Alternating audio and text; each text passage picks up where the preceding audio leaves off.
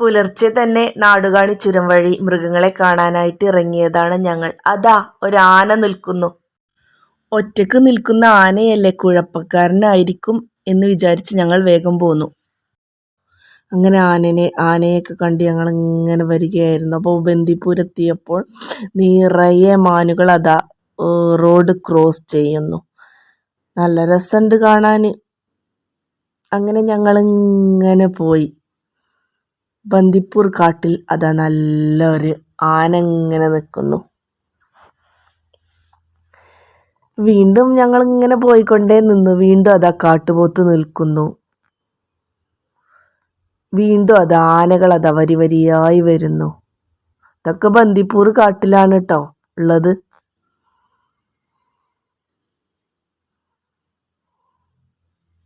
ഇപ്പുറത്ത് അതാ വേറൊരു ആന നിൽക്കുന്നു. അത് കൊമ്പനാണ്.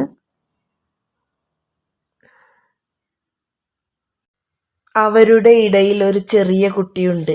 കുട്ടിയെ സേഫ് ചെയ്യാൻ വേണ്ടിയിട്ടാണ് അവരിങ്ങനെ ഒരുമിച്ച് നിൽക്കുന്നത്.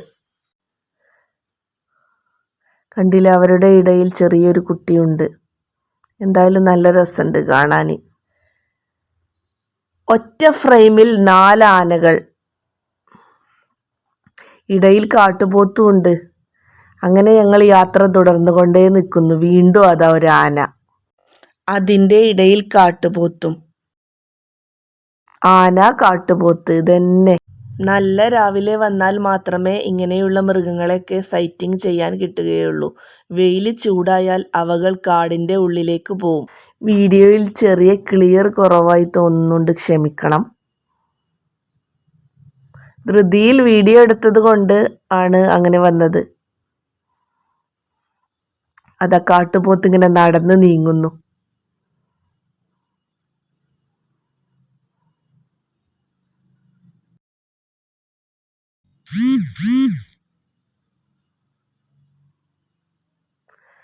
ആ പോകുന്ന ആനകളുടെ ഇടയിൽ ആനക്കുട്ടിയുണ്ട്. അവർ ആനക്കുട്ടിയെ സേഫ് ചെയ്യുകയാണ്.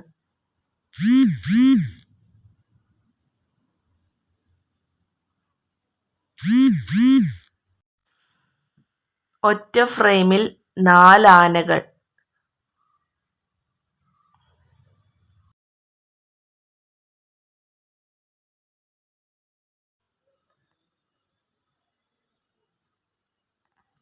ഏതായാലും ഈ യാത്രയിൽ കുറേ മൃഗങ്ങളെ കാണാൻ പറ്റി.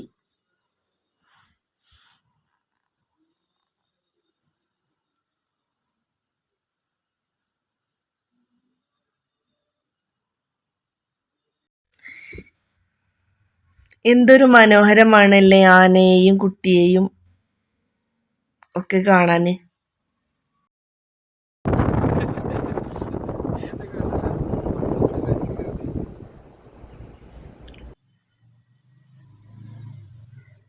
അതാ അങ്ങ് ദൂരെ വീണ്ടും ആനയും ചെറിയ കുട്ടിയും. ആ ദൂരെയാണ്.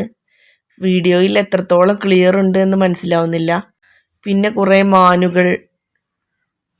പിന്നെ വീണ്ടും അതാ വലിയൊരു കൊമ്പൻ ഇങ്ങനെ നിൽക്കുന്നു.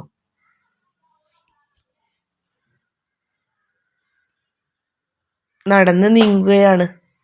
പുലർച്ചെ തന്നെ ഞങ്ങൾ വന്നതുകൊണ്ട് ഞങ്ങൾക്ക് കുറേ മൃഗങ്ങളെ കാണാൻ കഴിഞ്ഞു. Okay, thank you. മറ്റൊരു വീഡിയോയുമായി വീണ്ടും വരാം.